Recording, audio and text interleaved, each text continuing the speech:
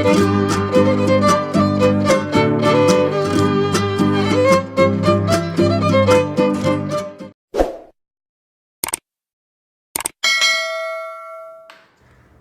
Guys, ಎಲ್ಲರೂ ಹೇಗಿದ್ದೀರಾ? ಎಲ್ಲರೂ ಆರಾಮಾಗಿ ಚೆನ್ನಾಗಿದ್ದೀರಾ ಅಂತ ಅಂದ್ಕೊಂಡಿದ್ದೀನಿ. Welcome back to my channel Vedashree stories. Vitamin C serum is must. ತುಂಬ ದಿನ ಆದಮೇಲೆ ವ್ಲಾಗ್ ಮಾಡ್ತಾಯಿದ್ದೀನಿ. ನಾನು ವ್ಲಾಗ್ ಅಪ್ಲೋಡ್ ಮಾಡಿ 15 ಡೇಸ್ ಆಗಿತ್ತು ಅನಿಸುತ್ತೆ. ಸೊ ಒಂದು ಪ್ರಾಪರಾಗಿ ವ್ಲಾಗ್ ಮಾಡೋಣ ಅಂತ ಇವತ್ತು ವ್ಲಾಗ್ನ ಸ್ಟಾರ್ಟ್ ಮಾಡ್ತಾಯಿದ್ದೀನಿ.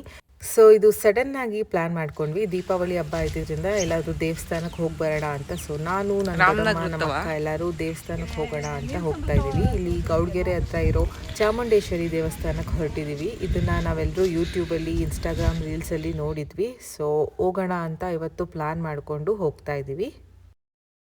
ಸೊ ನಮ್ಮ ದೊಡ್ಡಮ್ಮ, ನಮ್ಮ ಅಕ್ಕರೆಲ್ಲ ಬರೋ ಅಷ್ಟರಲ್ಲಿ 12 o'clock ಆಗಿತ್ತು. ಸೊ 12 o'clock ಹಂಗೆ ನಾವು ಮನೆ ಬಿಟ್ಟು ಅಲ್ಲಿಗೆ ದೇವಸ್ಥಾನಕ್ಕೆ ಒಂದು 1:30 ಹಾಗೇನೋ ರೀಚ್ ಆದ್ವಿ.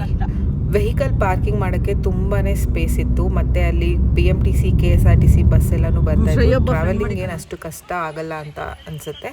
ಸೊ ತುಂಬ ಬಸ್ ಎಲ್ಲ ಓಡಾಡ್ತಾ ಇದ್ವು. ಇನ್ನೊಂದು ಮೇನ್ ಥಿಂಗ್ ಏನು ಅಂದರೆ, ನಾವು ಕಾರ್ನ ಒಂದು ಮನೆ ಹತ್ರ ಪಾರ್ಕಿಂಗ್ ಮಾಡಿದ್ವಿ. ಅಲ್ಲಿ ಒಂದು 3-4 ಕಾರ್ ನಿಂತಿದ್ವು. ಸೊ ನೆರಳಿತ್ತು ಅಂತ ಹೇಳಿಬಿಟ್ಟು ಅಲ್ಲಿ ಪಾರ್ಕಿಂಗ್ ಮಾಡಿದ್ವಿ. ಅಲ್ಲೇನೂ ಅವರು ಮೆನ್ಷನ್ ಮಾಡಿರಲಿಲ್ಲ ಪೇಡ ಫ್ರೀ ಅಂತ ಏನೂ.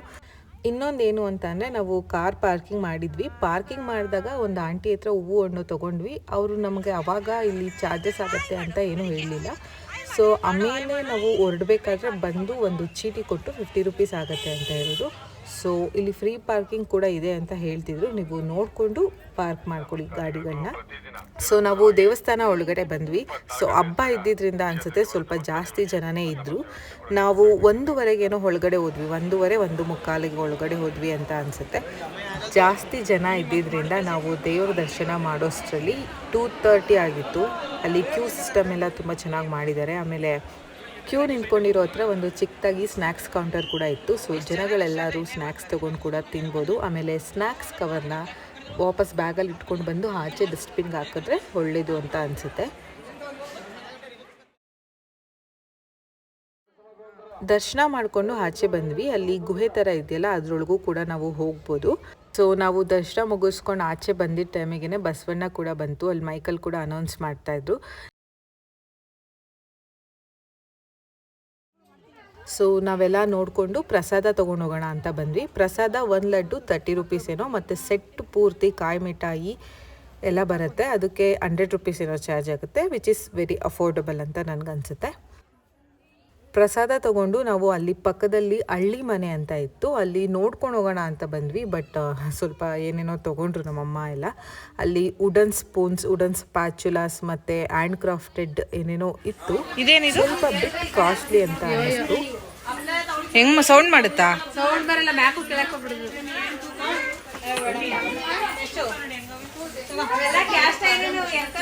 ಎಷ್ಟಂತ ಅದು?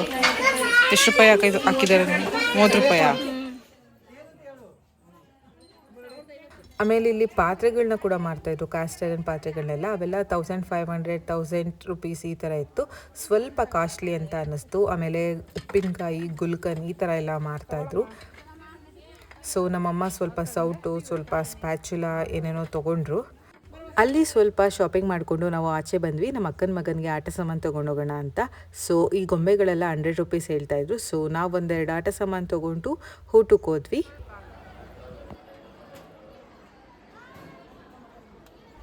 ಊಟ ಮಾಡಿಕೊಂಡು ನಾವು ಬಂದ್ವಿ. ತಟ್ಟೆ ಎಲ್ಲ ತೊಳೆಯೋದಕ್ಕೆ ಅಲ್ಲಿ ನೀರು ಮತ್ತು ಸೋಪ್ ಎಲ್ಲ ಚೆನ್ನಾಗಿತ್ತು. ಸೋಪು ಕೂಡ ಇಟ್ಟಿದ್ದಾರೆ.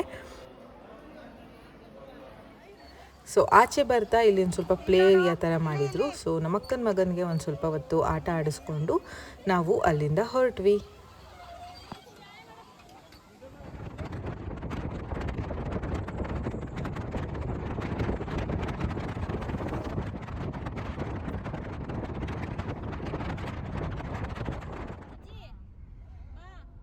ಯಾರಿಗೆ ಫೋನ್ ಮಾಡೋಣ?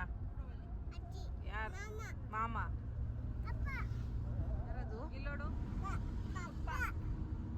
ಅಲ್ಲ, ಯಾರೋ ಬೇರೆ. ಅದಾದಮೇಲೆ ನಾವು ಚನ್ನಪಟ್ಟಣದ ಹತ್ರ ಜನಪದ ಲೋಕಕ್ಕೆ ಹೋಗೋಣ ಅಂತ ಅಂದ್ಕೊಂಡ್ವಿ. ಅಲ್ಲಿಂದ ದರ್ಶನ ಮಾಡಿಕೊಂಡು ಸ್ವಲ್ಪ ಶಾಪಿಂಗ್ ಮಾಡಿಕೊಂಡು ಆಚೆಗೆ ಬರೋಷ್ಟರಲ್ಲಿ 3:30, 4 o'clock ಆಗಿತ್ತು. ಸೊ ನಾವು ಚನ್ನಪಟ್ಟಣಕ್ಕೆ ರೀಚ್ ಆದಾಗ 4:45 ಆಗಿಬಿಟ್ಟಿತ್ತು. ಸೊ ಇನ್ನೇನು ಬಂದುಬಿಟ್ಟಿದ್ದೀವಲ್ಲ, ಒಳಗಡೆ ಹೋಗ್ಬಿಟ್ಟು ಬರೋಣ ಅಂತ ಹೇಳ್ಬಿಟ್ಟು ನಾವು ಬಂದ್ವಿ.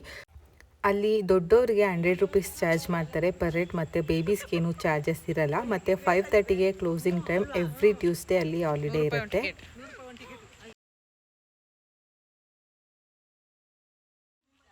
ಬೇಗ ಬಾ.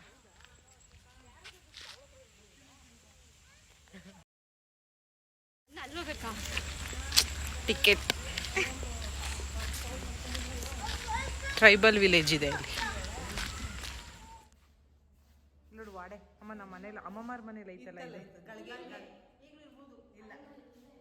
ಇದು ದೊಡ್ಡ ಗಳಿಗೆ, ಇದು ಚಿಕ್ಕದು.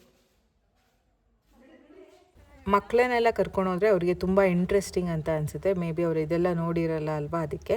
ಸೊ ಸ್ವಲ್ಪ ಬೇಗ ಹೋಗಿ ಟೈಮ್ ಸ್ಪೆಂಡ್ ಮಾಡಿಕೊಂಡು ಅಲ್ಲಿ ಕುತ್ಕೊಳ್ಳೋದಕ್ಕೆ, ಓಡಾಡೋದಕ್ಕೆ, ಆಟ ಆಡೋದಕ್ಕೆ ಎಲ್ಲನೂ ಜಾಗ ಇದೆ. ಆಮೇಲೆ ಮ್ಯೂಸಿಯಮ್ ಇದೆ. ನಾವು ಹೋಗುವಾಗ ಮ್ಯೂಸಿಯಮ್ ಕ್ಲೋಸ್ ಮಾಡ್ತಾಯಿದ್ರು. ಸೊ ನಾವು ಮ್ಯೂಸಿಯಮ್ಗೇನು ಹೋಗಲಿಲ್ಲ. ಸ್ವಲ್ಪ ಹೊತ್ತು ಹಿಂಗೆ ಓಡಾಡಿಬಿಟ್ಟು ಅಲ್ಲೇನೇನಿದೆ ಅದನ್ನೆಲ್ಲ ನೋಡಿಕೊಂಡು ಬೇಗ ನೋಡಿಕೊಂಡು ಎಲ್ಲನೂ ಆಚೆಗೆ ಬಂದ್ವಿ. ಆಮೇಲೆ ಬೋಟಿಂಗ್ ಇತ್ತು. ನಾವು ಬೋಟಿಂಗ್ ಹೋಗೋಣ ಅಂತ ಅಂದ್ಕೊಂಡ್ವಿ. ಸೊ ಟೈಮ್ ಇಲ್ಲದೆ ಇರೋ ಕಾರಣ ಬೋಟಿಂಗ್ ಹೋಗಲಿಲ್ಲ. ನಾನು 10th ಅಥವಾ PU ಇದ್ದೆ ಅನಿಸುತ್ತೆ. ಅವಾಗ ಸಮ್ಮರ್ ಹಾಲಿಡೇಸ್ಗೆ ನನ್ನ ಕಸಿನ್ಸ್ ಎಲ್ಲ ಬಂದಿದ್ರು. ಅವಾಗ ನಾವು ಒಂದು ಸಲ ಹೋಗಿದ್ವಿ. ಅವಾಗ ಇನ್ನೂ ಇದೆಲ್ಲ ಕನ್ಸ್ಟ್ರಕ್ಟ್ ಆಗಿರಲಿಲ್ಲ, ಅವಾಗ ತಾನೇ ಕಟ್ತಾಯಿದ್ರು. ಇವಾಗ ನೋಡೋದಕ್ಕೆ ತುಂಬ ಚೆನ್ನಾಗಿದೆ, ತುಂಬ ಇಂಟ್ರೆಸ್ಟಿಂಗ್ ಅನಿಸುತ್ತೆ. ಸೊ ಮಕ್ಕಳಿಗೆಲ್ಲ ಕರ್ಕೊಂಡೋದ್ರೆ ಅವ್ರಿಗೆ ತುಂಬ ಖುಷಿ ಆಗುತ್ತೆ. ಜನಪದ ಲೋಕ ನೋಡಿಕೊಂಡು ನಾವು ಮನೆಗೆ ಬಂದ್ವಿ. ಓಪ್ ಈ ವ್ಲಾಗ್ ನಿಮ್ಮೆಲ್ಲರಿಗೂ ಇಷ್ಟ ಆಗಿದೆ ಅಂತ ಅಂದ್ಕೊಂಡಿದ್ದೀನಿ. ಇಷ್ಟ ಆದರೆ ಪ್ಲೀಸ್ ಲೈಕ್ ಮಾಡಿ ಮತ್ತು ನನ್ನ ಚಾನಲ್ಗೆ ಸಬ್ಸ್ಕ್ರೈಬ್ ಮಾಡ್ಕೊಳ್ಳಿ. ಸೊ ಮತ್ತೊಂದು ಇಂಟ್ರೆಸ್ಟಿಂಗ್ ವ್ಲಾಗ್ ಜೊತೆ ಸಿಗ್ತೀನಿ. ಅಲ್ಲಿವರೆಗೂ ಟೇಕ್ ಕೇರ್, ಬಾಯ್.